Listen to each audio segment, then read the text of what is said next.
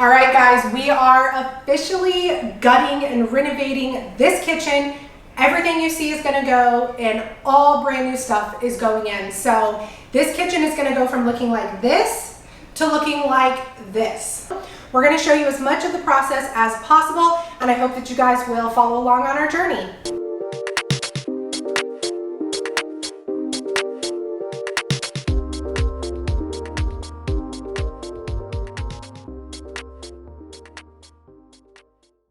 Okay, so first things first, in an attempt to try and contain the construction dust from spreading throughout the house, I just used some thick plastic drop cloths and I hung them by stapling them directly into the ceiling. Since the popcorn ceilings were going to be scraped anyways, I wasn't too worried about the staples going into them. So to start demo, we turned off the breakers to the appliances and we started removing them. For the cabinets, you can see where Bobby is using a drill to remove the screws that are attaching them to the wall, and the lowers came out really easily. For the uppers, we removed the doors first, and then the actual cabinets didn't want to budge, so we did have to take a sledgehammer to those, which is always the best part of demo.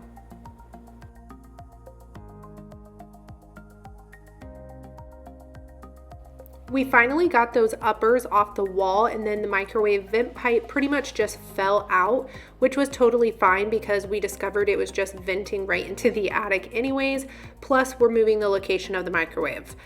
We continued around and removed the remaining lowers on this side and then pulled the drywall off this half wall right here, which we will be completely removing. For this tile wall, Bobby used his multi-tool to cut the drywall around the tile, and even though I don't have it on video, it did pull off in one large piece. And back to this half wall. This is where the old peninsula was, and Bobby just used his Sawzall to make a few cuts in those 2x4s, and then he used his hammer to break it up and pull it down from the ceiling. You'll also notice up there where the old microwave had been that there is a drywall box, which we will be getting back to in just a bit. Now on to the opposite side of the kitchen. It was the same process over here. Bobby removed the screws that were holding the cabinets to the wall, and then he removed all the cabinet doors. Now for the counter, a crowbar worked really well to pry it off the cabinets.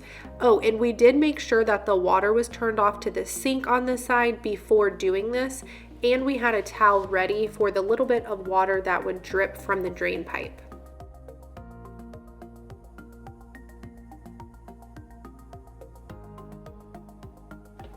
Once the cabinets were removed, we pulled all the drywall off the walls because it had a horrible knockdown texture, and we just preferred starting over with all new drywall throughout this kitchen. Using a piece of painter's tape, we noted which wires went with which breakers in our breaker box, and we did reroute a couple of the lines. Oh, and we had to leave a funny sign behind for whoever decides to demo this kitchen in the future. And as far as demo goes, we definitely saved the messiest part for last, which was removing the ceiling drywall and these drop-down boxes.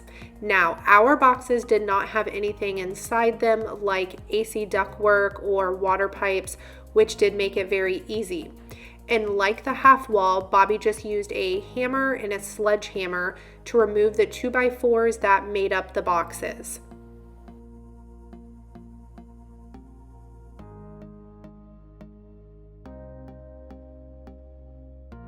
Once those were removed, they just pulled down the old can lights, which we do plan to replace with a newer and more updated version. The last step was to pull down the ceiling drywall, and as they pulled it, the attic insulation did start to fall, and in an attempt to salvage it, Bobby just used a staple gun and he stapled it back to the ceiling joists.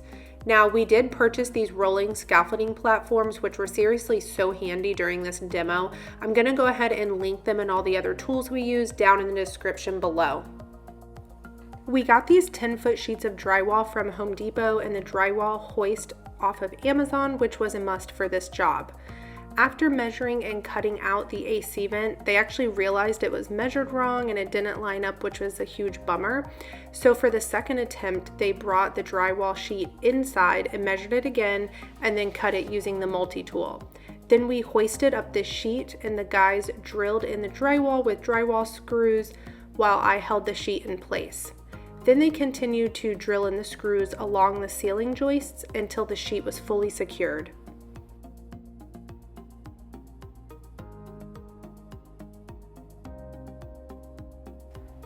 We ended up deciding to close in this door leading to our garage because we have another door that leads to the garage, which is in our laundry room and is just around the corner from the kitchen.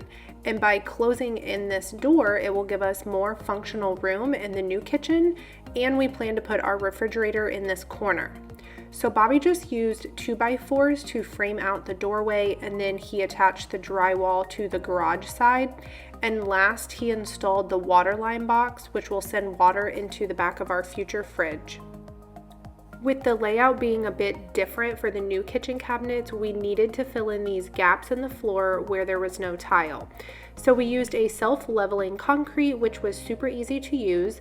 We just added water and we mixed it until it was like a soupy bisque consistency, and then we poured it into the gaps until it was full to the edges of the existing tile. You'll also notice that we had added a thick bead of caulk along the wall wood framing to prevent any of the concrete from seeping underneath that framing. And in case you're wondering, we do plan to lay a luxury vinyl plank flooring directly over top of this ceramic tile. And after all of that demo, we did hire a drywall guy who scraped the popcorn off of our ceilings. He finished installing the drywall to the walls of the kitchen. He also applied a brand new knockdown texture to the ceilings, and he applied a new orange peel texture to the new drywall in the kitchen. And once the drywall and the texture was complete and dry, I did go through and I painted both the ceilings and the walls using an 18-inch roller.